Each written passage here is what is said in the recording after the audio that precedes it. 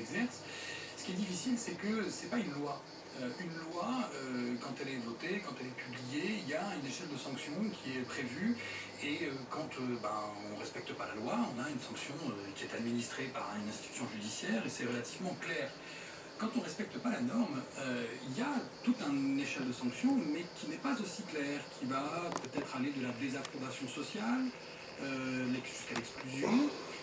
Tout ça est relativement diffus et je pense qu'il y a non seulement le fait que les normes exercent des pressions, donc on les ressent, mais en plus parfois l'absence de clarté. Savoir, par exemple, alors je prends un exemple volontairement un peu sans enjeu, mais toutes les normes de savoir-vivre, par exemple, voilà, comment est-ce qu'il faut se tenir à table, comment est-ce qu'il faut... Voilà. Ça n'est jamais très très clair. Il y a des gens qui essayent de faire des manuels, mais c'est toujours contesté, etc. Et du coup, ça peut créer une sorte d'embarras, de malaise.